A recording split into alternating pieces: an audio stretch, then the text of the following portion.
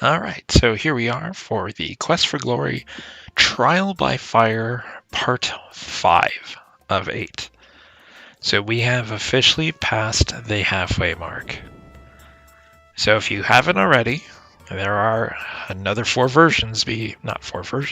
4 episodes, if you will, before this one, because I'm going to do the same spiel I do for the last 4 prior to this one.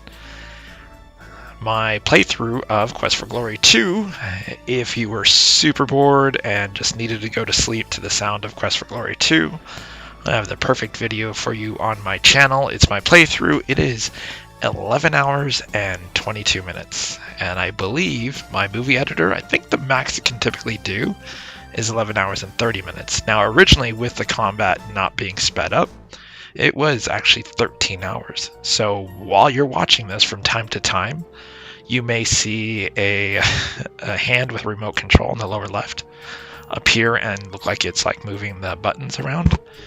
If I remember correctly, I snagged that from Leisure Suit Larry 6, green screened it. So anytime I basically, during a normal playthrough, speed something up, whether it's like combat or something like that, you'll see it appear just as something that I do for fun. So yeah, my original was 11 hours and 22 minutes. No one wants to hear 11 hours and 22 minutes of commentary, and I'm not even sure I can talk for 11 hours and 22 minutes worth of commentary. So what I did is basically I took it, sped that up so that it was basically half of its length, which I think roughly comes out to a little bit over 6 hours.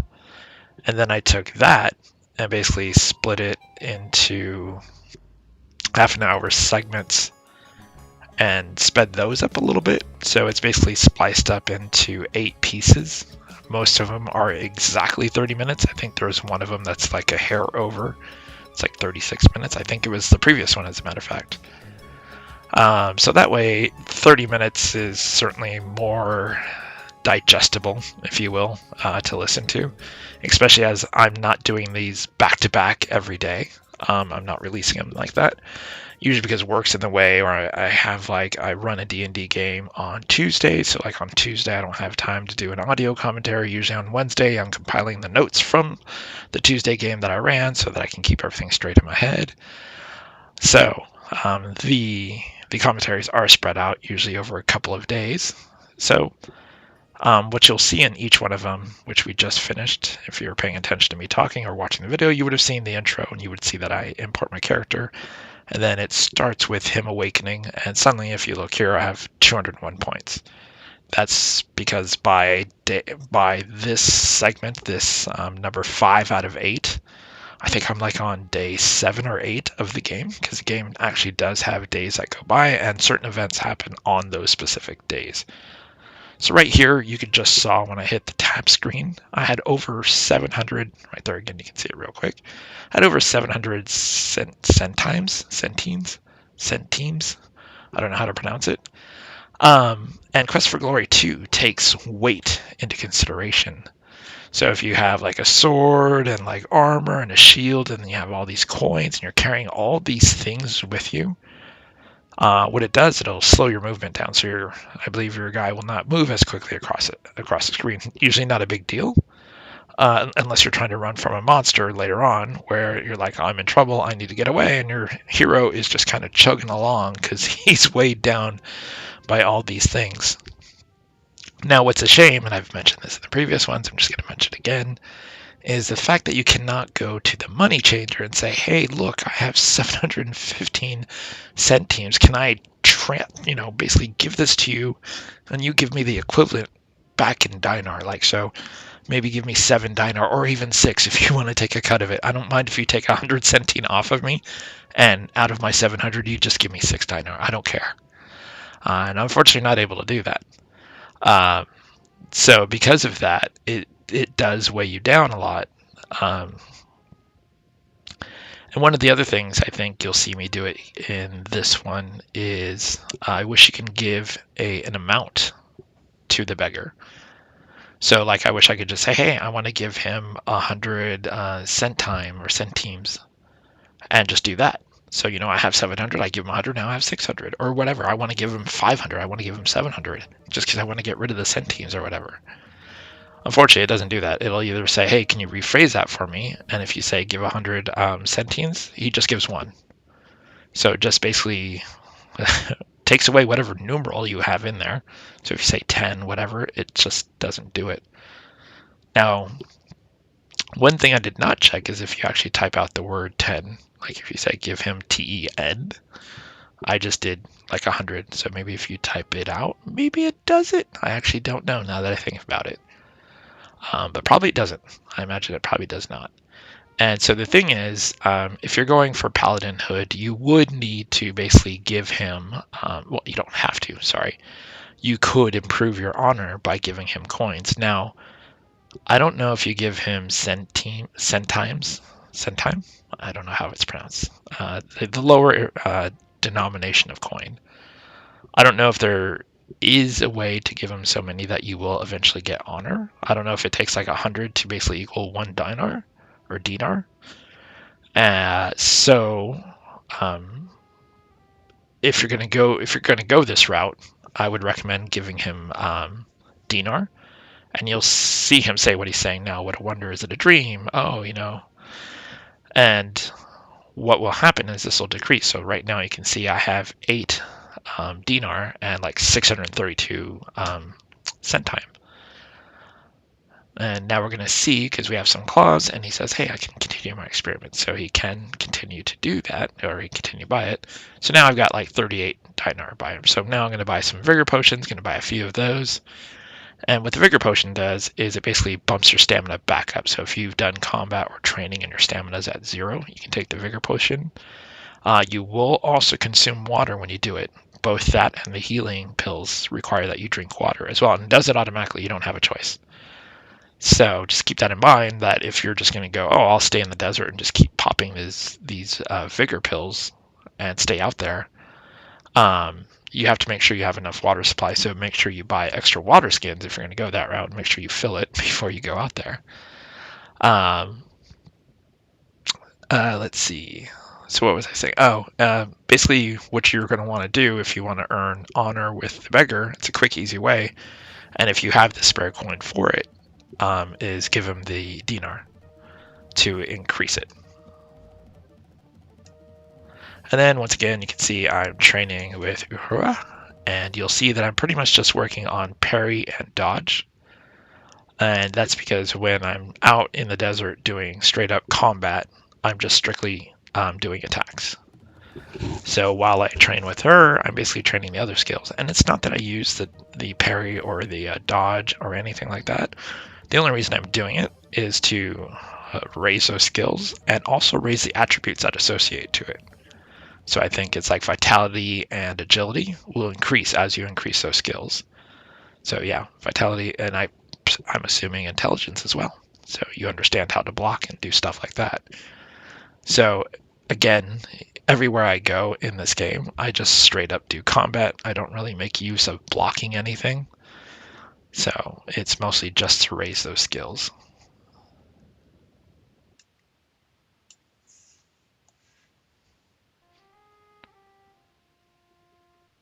So once again, there's the beggar. And if you just give him a coin, it just does the lowest denomination of it. So I've got 23 dinar. And again, if you just hit F3 enter and keep doing it, I could not get my honor to raise, just giving him the low end coin.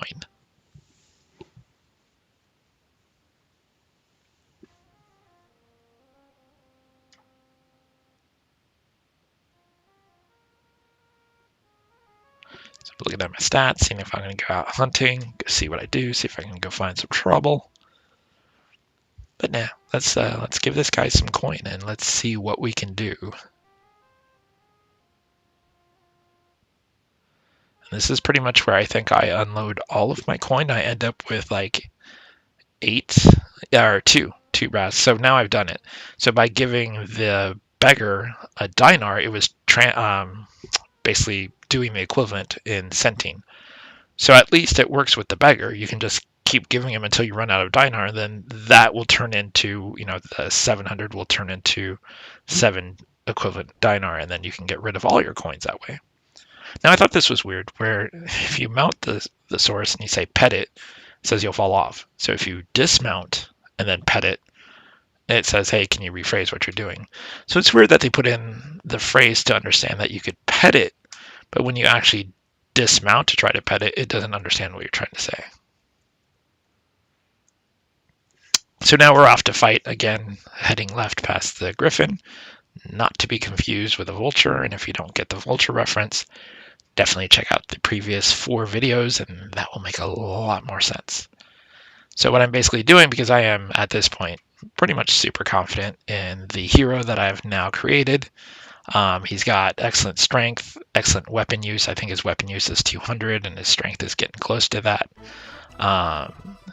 And I have the stamina pills, so even if a fight does go long, I got the stamina pills to bump it up.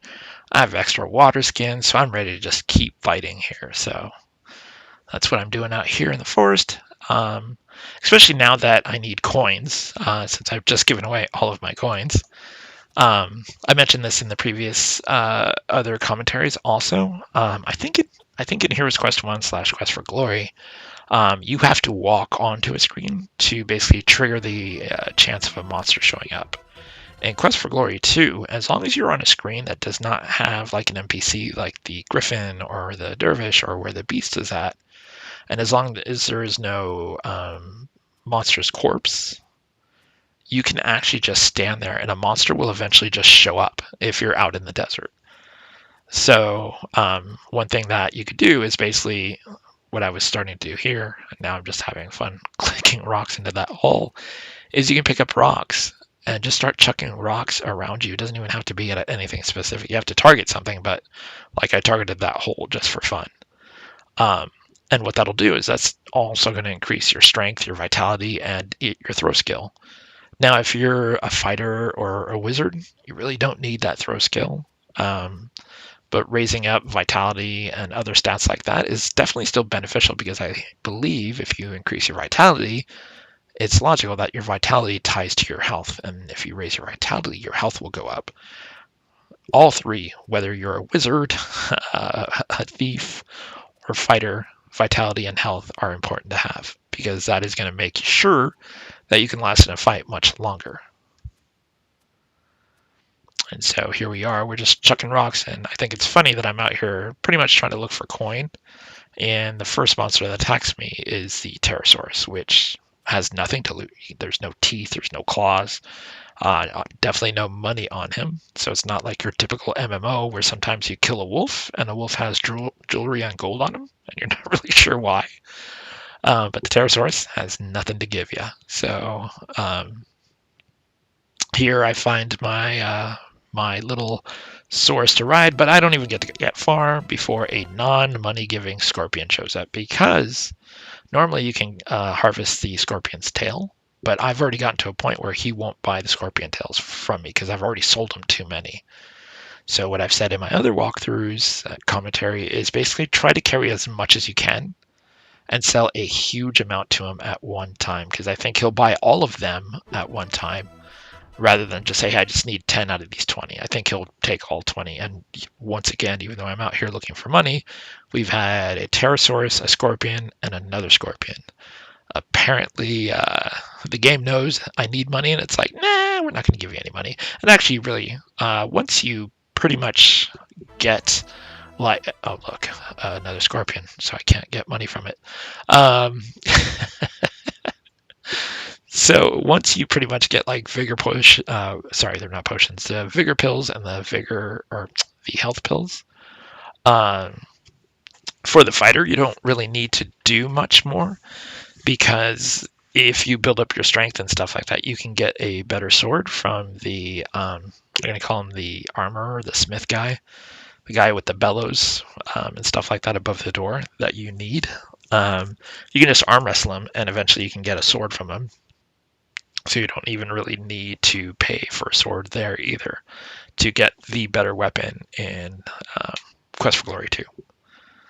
So really, all you really need for money for the hero is to buy the initial source, which you should probably already have at the start of the game. Once you get to the moneymaker and she gives you money, you should be able to essentially buy the map, the compass, and the source pretty much right off the bat. And then after that, pretty much everything else is just to buy vigor potions and health, or not potions, but pills. All right, so here we've just learned that Omar has asked us to come by tonight. And so in the last one, Omar was reading outside, and when you walk off the screen and come back, you see that he's left his purse. Now, it's entirely up to you if you want to return it, because there's money and other things in there.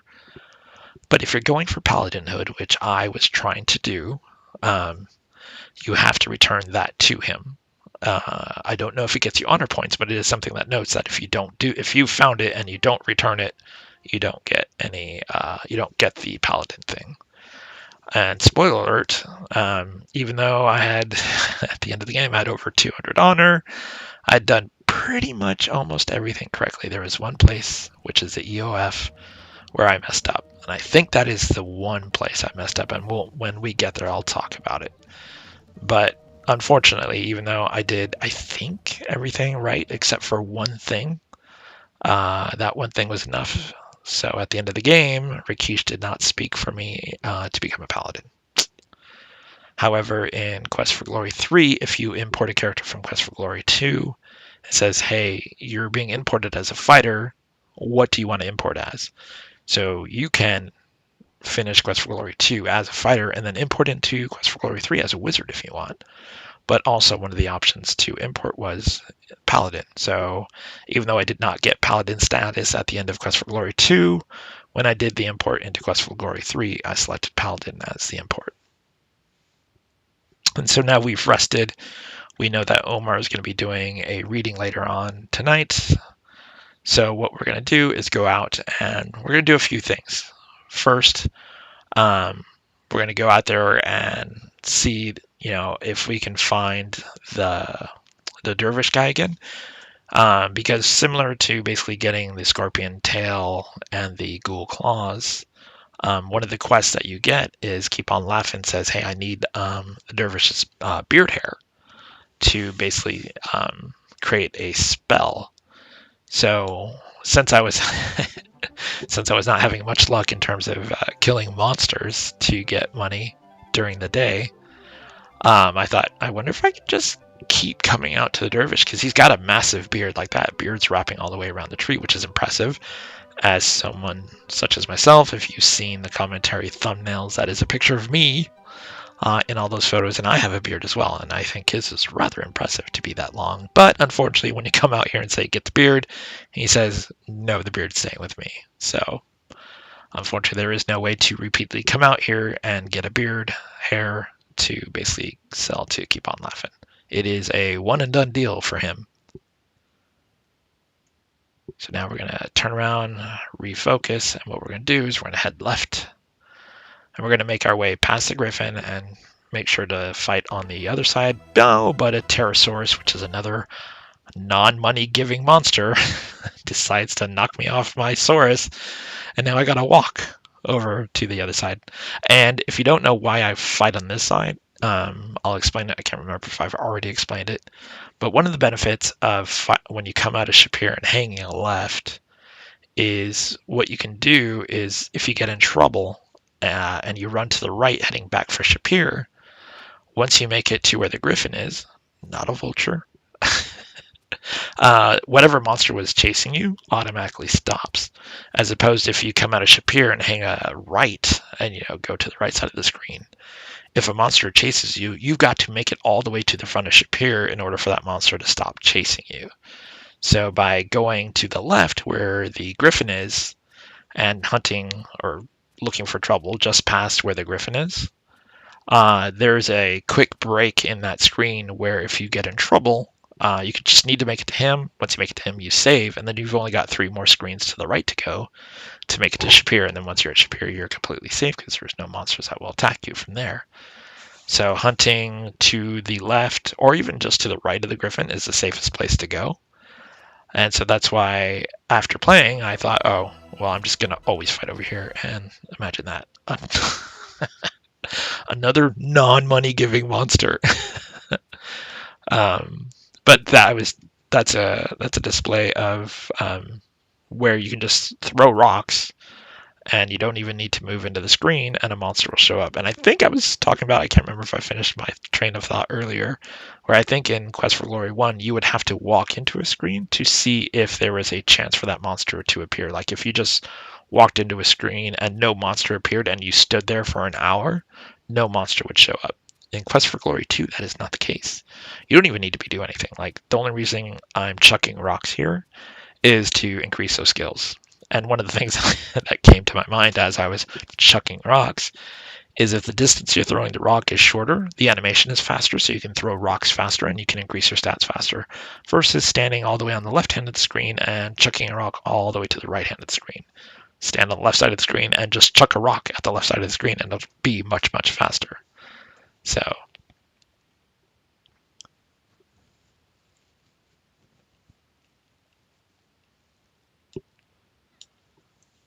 we're going to do this until a monster shows up. And again, the amount of rocks that you can pick up here in the desert is infinite. You can just keep picking up as many rocks and increasing your skill. And again, I think this increases strength and vitality.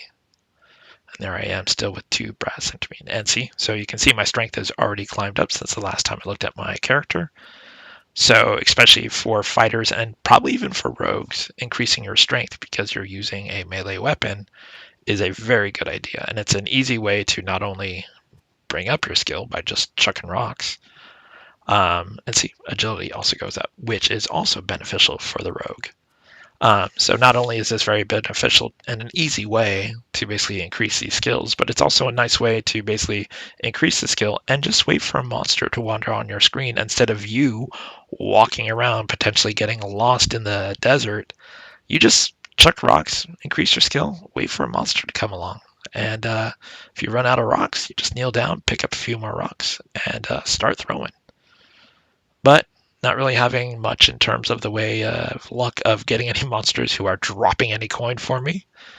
So I think I'll head back to Shapeir. It's midday. We're going to see what's going on in the town. Let's probably look at the map and let's go do some training because it's only midday. Let's go wear ourselves out. And she says Rakeesh will be back. And in the previous one I mentioned, if you get an opportunity to train with Rakeesh, definitely do it. I believe you have to train with Rakeesh for him to basically speak for you as a paladin. So I think he has to be able to see you fight and basically comment on how you fight against him or train against him, really. So when he is there, definitely take that opportunity if you're going for paladin. And she says the poet asks you to be here. So what we're going to do is we're just going to sleep until evening. So that means when we come out, there he is. And so he's going to recite some poetry about how we have fought the fire elemental and the air elemental. And then he gave us 50... I didn't pay attention if it was 50 centines, which if he did, he's just weighing us down, or if he gave us 50 dinar. If he gave us 50 dinar, that's much, much nicer. If it was 50 centine, that's like 5 dinar, which, okay, fine. Maybe he's not rich, but still, that's just weighing us down. All right, so what we're going to do is now we're going to go to him, and as I said in the previous one, we had found his bag because he was reading poetry outside. And when you leave and come back to that screen, his purse is on the ground, his bag's on the ground. Again, there's coin and other things in there. The choice is yours to keep it or not. If you did find it, I believe you do have to return it to him to get the paladin thing. Because if you don't, I think that basically shows dishonesty. And I don't know how Rakeesh knows that you have it, but he won't speak for you for being a paladin. All right, so now we're going to head out into the night, see if we can maybe find some monsters out here. And once again, like I said, go when you come out, hang a left, just past the griffin, and you're good to go to fight out there. I can't remember if I know with the Scorpion Tail, he's already like, nah, I can't buy any more from you. But I can't remember if the ghouls, if he'll still buy the claws from me at this point. Because I know I've killed a few ghouls. Ghouls early on are pretty difficult because, like I said in the previous ones, if you have 0 stamina and he even touches you, you're dead. I don't even think he has to touch you. If you have 0 stamina, it just assumes you died from him. And finally, Jackalware, which give you a lot of dinar or dinar. Dinar, I think is how it's pronounced. So now we got some money. So whether or not the guy rewarded us 50 centene or 50 dinar, for sure got money. What we're going to do, because like I said, I don't remember if we can still sell the claws. We're going to go ahead and grab this poor ghoul's claws and take it from him. And hopefully we can still sell it for money. And apparently all the ghouls have come out tonight. It's 2 in a row. So hopefully the claws we can still sell. Because if we can, he pays a good amount of money for it. Because ghouls, not at this point for me. Not to sound super egotistical and well amazing. But at this point, like I said, pretty much there is no monster that I encountered. It's another ghoul. There is no monster that I encounter that I'm afraid of. And I mentioned this in the other one. I think that's kind of funny because in Hero's Quest / Quest for Glory, it didn't matter what level I was. Every time I saw a Cheetar, I was terrified. Like the Cheetar scared me no matter what. And there's nothing in this game that I was terrified. And it could be also because of how the fight works in Quest for Glory 2 versus Quest for Glory 1 / Hero's Quest. Because in Hero's Quest, you are seeing the monster very close to you, and you're just kind of seeing your hands moving, forward and backward. And you're just kind of getting a over-the-shoulder kind of perspective of your hero. Versus in Quest for Glory 2, it's kind of side by side. So you're not really getting the full screen of the monster being in your face and how terrifying it looks. I like the side to side. It is kind of nice. The Jackalware tried to get me from both sides. I do like the side to side, but it's a bummer because you do miss some of that face to face kind of monsters. Like I bet you the Pterosaurus would be terrifying. But I think what would be kind of cool and kind of fun is similar to when you go to the Goblin Camp in Hero's Quest / Quest for Glory 1. When you see the goblins, there's like 3 or 4 of them standing behind each other and stuff like that.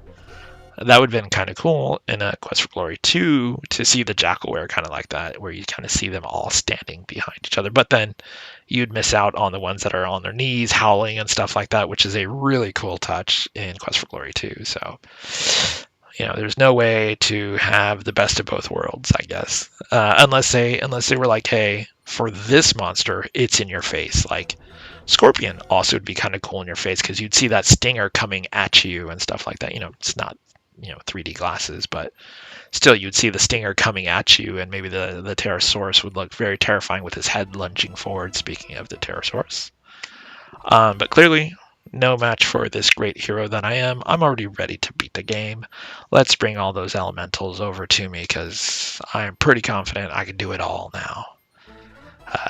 Spoiler alert, I do actually die a few times when we get to the end of the game.